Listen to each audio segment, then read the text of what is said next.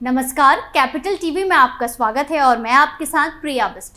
सत्ता के वियोग में बिलबिलाए रहने वाले कांग्रेसी नेता प्रधानमंत्री नरेंद्र मोदी की सरकार को हटाने के लिए देश विरोधी ताकतों के साथ हाथ मिलाने के लिए तैयार तो रहते ही हैं, बीच बीच में उनके प्रति सहानुभूति भी जताते रहते हैं। मोदी सरकार को सत्ता से बेदखल करने के लिए पाकिस्तान से मदद मांगने वाली पार्टी कांग्रेस के नेता अब तो यहां तक कह रहे हैं कि पाकिस्तान उनके लिए दुश्मन देश नहीं है। ताजा मामले में राहुल गांधी के करीबी और कांग्रेस के बड़े नेता बीके हरिप्रसाद ने साफ कहा है कि पाकिस्तान बीजेपी के लिए दुश्मन देश हो सकता है, उनके लिए नहीं, जिसके बाद कांग्रेस की जमकर फजीहत हो रही है। कर्नाटक कांग्रेस के बड़े नेता और विधान परिषद सदस्य बीके हरिप्रसाद ने पाकिस्तान को दुश्मन राष्ट्र मानने से इनकार कर दिया है। हरिप्रसाद ने कहा कि भाजपा के लिए पाकिस्तान दुश्मन राष्ट्र हो सकता है, लेकिन हमारे लिए तो पड़ोसी राष्ट्र है। उनके इस बयान पर सदन में हंगामा मच गया। एक रिपोर्ट के मुताबिक बीके हरिप्रसाद ने कांग्रेस विधानसभा परिषद में कहा कि वो भाजपा लोग एक दुश्मन देश के साथ हमारे संबंधों के विषय में बात करते हैं। उनके मुताबिक पाकिस्तान एक दुश्मन देश है, हमारे लिए पाकिस्तान दुश्मन देश नहीं है, बल्कि ये हमारा पड़ोसी देश है। वो कहते हैं कि पाकिस्तान हमारा दुश्मन देश है। हाल ही में उन्होंने पूर्व उप प्रधानमंत्री लाल कृष्ण आडवाणी को भारत रत्न से सम्मानित किया। वो लाहौर में जिन्ना की मजार पर गए थे और कहा था कि वो एक धर्मनिरपेक्ष नेता थे। क्या तब पाकिस्तान दुश्मन देश नहीं था? वैसे आपको बता दें कि ये कोई पहली बार नहीं हुआ है। राहुल गांधी और अन्य कांग्रेसी नेताओं की देश विरोधी मानसिकता वक्त वक्त पर सामने आती ही रहती है। 27 फरवरी को राज्यसभा चुनाव में कर्नाटक से कांग्रेस उम्मीदवार सैयद नासिर हुसैन के विजयी होने के बाद उनके समर्थकों ने पाकिस्तान जिंदाबाद के नारे लगाए थे। इसको लेकर काफी हंगामा हुआ और बीके हरिप्रसाद का ये विवादास्पद बयान सामने आया। राहुल गांधी के करीबी नेता के बयान पर बीजेपी ने कहा है कि ये कांग्रेस की मानसिकता को दर्शाता है। सिर्फ वोटों के लिए अल्पसंख्यकों और मुसलमानों को खुश करने के लिए कांग्रेस किसी भी हद तक जा सकती है। कांग्रेस के पूर्व अध्यक्ष राहुल गांधी के कारण इंडी गठबंधन तो टूट ही रहा है।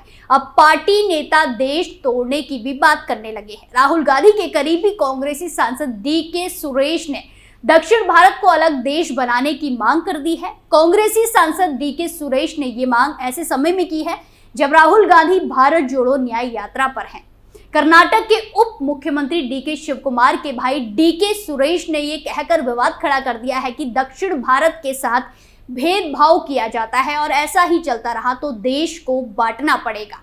बेंगलुरु ग्राम सीटों से सांसद डीके सुरेश ने बजट को लेकर कहा कि दक्षिण भारत का पैसा उत्तर भारत को आवंटित किया जाता है। ऐसे दक्षिण को वित्तीय कठिनाइयों का सामना करना पड़ रहा है। अगर ये जारी रहा तो हमें दक्षिण भारत को एक अलग राष्ट्र बनाने के लिए आवाज उठानी होगी। संविधान की प्रस्तावना में राष्ट्र की एकता तथा अखंडता सुनिश्चित करने का उल्लेख किया गया है, लेकिन कांग्रेस और उसके नेता संविधान को नहीं मानते हैं। क्यों? क्योंकि आजादी के बाद से कांग्रेस ने सिर्फ सत्ता को प्राथमिकता दी है, देश की एकता और अखंडता को नहीं। कांग्रेस के पूर्व अध्यक्ष राहुल गांधी ने 10 फरवरी 2022 को ट्वीट किया था, जिसमें उन्होंने लिखा कि गुजरात से लेकर पश्चिम बंगाल तक भारत है। इसको लेकर पूर्वोत्तर के लोगों में काफी आक्रोश दिख रहा है। असम बीजेपी महिला मोर्चा की अध्यक्ष अंगूर लता डेका ने 14 फरवरी 2022 को देश के विभाजित करने के आरोप में राहुल गांधी के खिलाफ दिसपुर थाने में शिकायत दर्ज कराई। असम, त्रिपुरा और मणिपुर के मुख्यमंत्रियों ने राहुल गांधी के ट्वीट में पूर्वोत्तर का जिक्र नहीं करने पर कड़ी आपत्ति जताई थी। उनका कहना है कि राहुल गांधी पूर्वोत्तर को भारत का हिस्सा नहीं मानते और चीन के प्रवक्ता के रूप में काम कर रहे हैं। राहुल ने यह बयान देकर अरुणाचल प्रदेश पर चीन के दुष्प्रचार को स्वीकार कर लिया है। असम के मुख्यमंत्री हेमंत बिस्वा शर्मा ने राहुल पर हमला बोलते हुए कहा कि हम एक गौरवशाली राष्ट्र हैं। भारत को आपके टुकड़े टुकड़े दर्शन के लिए बंधक नहीं बनाया जा सकता है। क्या राष्ट्र, क्या राष्ट्रीयता और क्या राष्ट्रवाद के साथ आपकी समस्या है? बंगाल से परे हम पूर्वोत्तर मौजूद हैं। गौरतलब है कि हाल ही में संसद में दिए अपने भाषण में राहुल गांधी ने भारत को एक राष्ट्र मानने से इनकार कर दिया था और इसे राज्यों के संघ के रूप में वर्णित किया था। आज कांग्रेस भाषावाद, क्षेत्रवाद, प्रांतवाद, जातिवाद और संप्रदायवाद के आधार पर देश को विभाजित करने में लगी है। गलवान घाटी संघर्ष हो या फिर डोकलाम विवाद हो, जब भी भारत और चीन के बीच संघर्ष देखने को मिला है, कांग्रेस पार्टी को चीन का साथ देते या सुरक्षा मामलों पर भारत विरोधी बयान जारी कर चीन को खुश करते देखा जा सकता है। इसका प्रमाण 7 जुलाई 2017 को मिला, जब राहुल गांधी ने ट्वीट कर प्रधानमंत्री मोदी पर निशाना साधा। अगले दिन 8 जुलाई को चोरी से चीनी राजदूत से मुलाकात की। दरअसल कांग्रेस पार्टी देश के अंदर चीन के एजेंडे को चला रही है। चीन और कांग्रेस का रिश्ता जग जाहिर है। सोनिया और राहुल ने 2008 में चीन के साथ एमओयू किया था। कांग्रेस नेता राहुल गांधी ने एक ट्वीट में जम्मू कश्मीर के एक हिस्से को पाकिस्तान के हिस्से के तौर पर दिखाया। पूर्व कांग्रेस अध्यक्ष राहुल गांधी के कोरोना वायरस को लेकर किए गए ट्वीट में जम्मू कश्मीर को पाक का हिस्सा दिखाए जाने के बाद सोशल मीडिया पर लोगों ने उन्हें लताड़ लगानी शुरू कर दी, जिसके बाद उन्होंने वे ट्वीट ही डिलीट कर दिया। पाकिस्तान ने 27 अगस्त 2019 को कश्मीर मसले पर संयुक्त राष्ट्र यूएन में दिए अपने प्रस्ताव में राहुल गांधी के बयान का जिक्र किया। पाकिस्तान ने कश्मीर मामले में संयुक्त राष्ट्र की चिट्ठी लिखकर भारत की शिकायत की। इस चिट्ठी में कांग्रेस नेता राहुल गांधी के बयानों का हवाला दिया। इस चिट्ठी में भारत पर कश्मीर में मानवाधिकार उल्लंघन और हिंसा को बढ़ाने का आरोप लगाया गया था। इमरान खान सरकार में मंत्री डॉक्टर शिरीन मजारी ने यूएन को लिखी अपनी 8 पेज की चिट्ठी में पेज 6 और 8 पर राहुल गांधी का जिक्र किया। कांग्रेस ने जम्मू कश्मीर की इकाई जिला विकास परिषद डीडीसी के चुनाव में अनुच्छेद 370 की बहाली का वादा किया। जम्मू कश्मीर में एक नया गठबंधन बना है, गुपकार गठबंधन। कांग्रेस भी गुपकार गठबंधन के समर्थन में है। इस गठबंधन में फारूक अब्दुल्ला, महबूबा मुफ्ती की पार्टी समेत कश्मीर के कई दल शामिल हैं। गुपकार का मुख्य एजेंडा जम्मू कश्मीर में अनुच्छेद 370 और 35A बहाली है। गठबंधन के नेताओं का कहना है कि वो इस बहाली के लिए चीन से भी मदद लेने को तैयार है। देश में सिमट रही कांग्रेस ने संयुक्त राष्ट्र यूएन में कश्मीर मुद्दे पर पाकिस्तान का साथ देने वाले देश तुर्की में अपना दफ्तर खोला। एक रिपोर्ट के अनुसार तुर्की में यह दफ्तर को इस्तांबुल में खोला गया है। मोहम्मद यूसुफ खान को इस दफ्तर की जिम्मेदारी सौंपी गई है। पार्टी की ओर से जारी बयान में कहा गया है कि मोहम्मद यूसुफ खान तुर्की में कांग्रेस संगठन को मजबूत करने की दिशा में काम करेंगे। तुर्की ने यूएन में न सिर्फ कश्मीर मुद्दा उठाकर भारत के आंतरिक मामले में दखल दिया है, बल्कि कश्मीर में मानवाधिकार के कथित उल्लंघन की भी बात कही थी।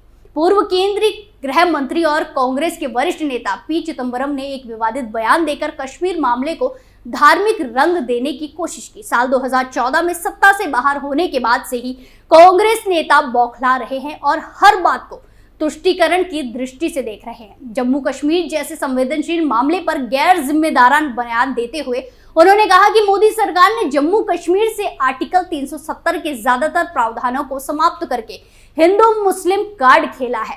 अगर जम्मू कश्मीर हिंदू बहुल राज्य होता तो भाजपा इस राज्य का विशेष दर्जा नहीं छीनती।